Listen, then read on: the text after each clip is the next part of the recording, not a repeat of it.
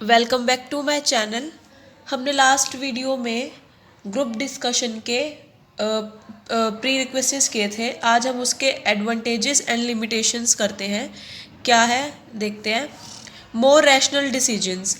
जो group discussion के जो हमारा उसमें डीप ज़्यादा डिस्कशन होता है, जो हमारे एप्लीकेशंस होते हैं, जो हमारी अंडरस्टैंडिंग होती है उस डिस्कशन के थ्रू, उसमें हम बहुत अच्छे से और काफ़ी गहराई से हम डिसीजन ले सकते हैं, कि इसलिए हम कह सकते हैं मोर रैशनल डिसीजन। उसके बाद है मोर मीन्स। मतलब क्या मतलब है, जो रिसोर्सेज होते हैं वो सारे रिसोर्सेज एक साथ हो जाते हैं, सारे रिसोर्सेज बेटर होते हैं। और जो रिसोर्सेज होते हैं वो ग्रुप के, वो एक सुपीरियर ही होते हैं। मतलब एक इंडिविजुअल अपना सुपीरियर आइडिया देगा, अपना बेस्ट से बेस्ट आइडिया देगा, और वो अपने रिसोर्सेज को भी बताएगा कि भैया इस रिसोर्स के थ्रू हम ये सुपीरियर आइडिया कर सकते हैं। बट हमें उसके अकॉर्डिंग देखना होता है कि हमें कौन सा बेस्ट करना होता है। फिर है डिवीजन ऑफ लेबर।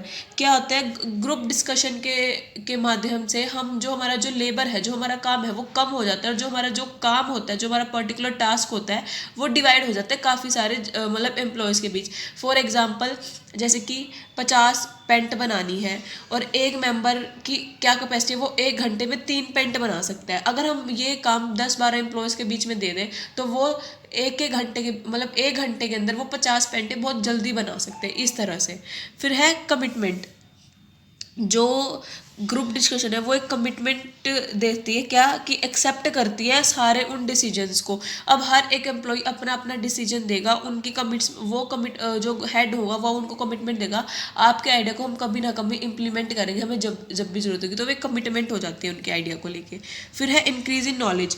जो हम ग्रुप डिस्कशन करते हैं उससे हमारी नॉलेज ही बढ़ती है। अब मेरे पास कुछ और आइडिया है, आपके कुछ और आइडिया, अब हम एक दूसरे को अपने अपने आइडिया देंगे, तो हमारी आपके आइडिया को लेकर नॉलेज बढ़ गई, और मेरी आपके नॉलेज को लेकर बढ़ गई। मतलब एक दूसरे के आइडियाज़ की नॉलेज हो जाती है, इस तरह से।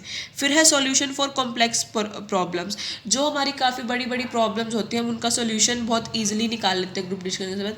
अब फॉर एग्जांपल, मुझे कोई प्रॉब्लम है, कुछ क्वायरीज है, अब मैं डिस्कस करूँगी हर किसी से, मेरे 4-5 फ्रेंड्स हैं, उनसे मैं सबको अपनी अपनी प्रॉब्लम दूँगी, तो मुझे काफ़ी बहुत जल्दी मेरी प्रॉब्लम का सोल्यूशन मिलेगा। क्यों? क्योंकि वो 4 जन और प्रॉब्लम एक, मेरी एक प्रॉब्लम और वो 4 जन मिलकर उस एक प्रॉब्लम का सोल्यूशन निकालेंगे, तो वो काफ़ी जल्दी और इजीली सोल्यूशन मिलेगा। फिर है encourage to democratic and innovation thinking. क्या मतलब है, जो मेंबर्स को फ्रीडम और अपॉर्चुनिटी मिलती है अपने अपने आइडियाज़ को एक्सप्रेस करने के लिए, अपने अपने डिसीजंस के लिए, वो ग्रुप डिस्कशन के थ्रू ही मिलती है, जिसकी वजह से आपके जो एम्प्लॉयज़ हैं वो एनकरेज होते हैं और इम्प्लीमेंट करते हैं अपने आइडियाज़ को। अब है लिमिटेशंस। क्या है ग्रुप डिस्कशन की? डिले।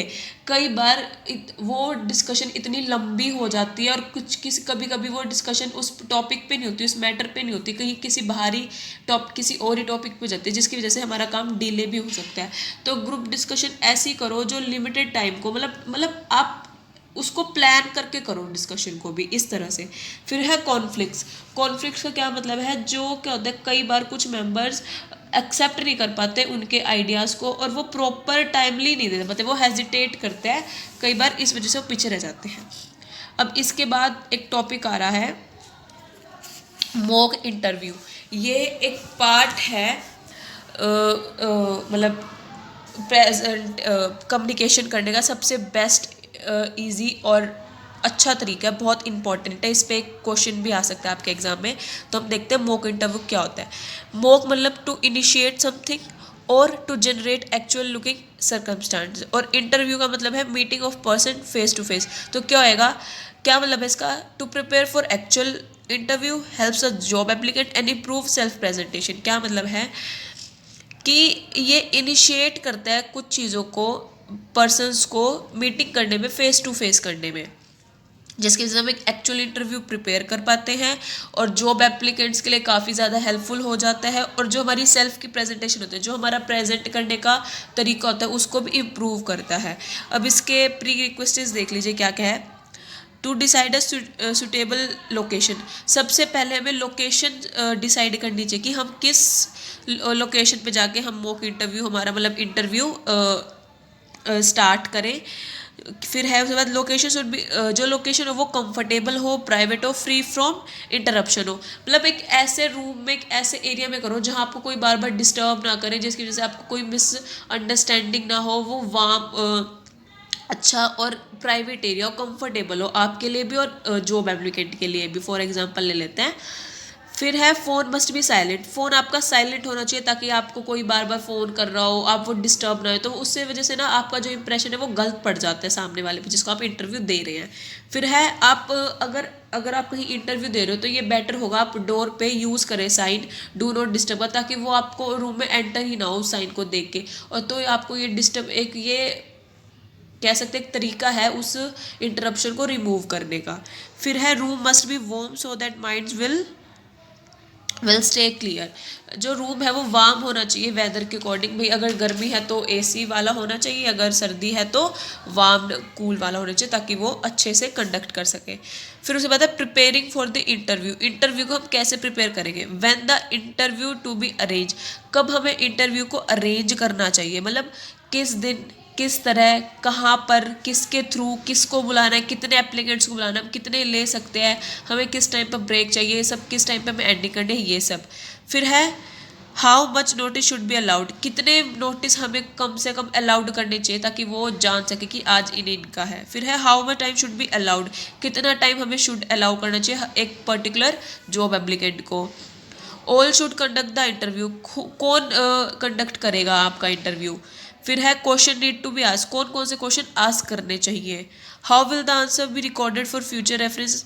हमें कैसे आंसर्स तो रिकॉर्ड करने चाहिए और कैसे आंसर को सिर्फ ध्यान में रखना चाहिए। मतलब कुछ आंसर्स ऐसे होते हैं कि भी फ्यूचर में वो काफ़ी ज़्यादा हेल्पफुल करते हैं उस जॉब एप्लीकेंट को प्रमोशन के लिए, या फिर उनके काफ़ी अच्छे स्किल्स और उनके टैलेंट को देख के हम प्रमोट कर दें, उनका टैलेंट हमें किस फील्ड में यूज़ आ सकता है, इस तरह से। फिर है how will interview compared with each other. हम कैसे जो क्वेश्चन है उनको उसको कंपेयर करें, इस तरह से। फिर है हमें मॉक इंटरव्यू कैसे कंडक्ट करना चाहिए। फॉर एग्जांपल जैसे कि एक मिस्टर जेड है वो इंटरव्यूअर है और मिस्टर एक्स इंटरव्यू, मतलब एक्स आपको इंटरव्यू दे रहा है। पहला स्टेप क्या होता है? Mister X ask to fill a form. वो अपना फिल फॉर्म करेगा, जैसे कि उसमें क्या क्या फिल करेगा।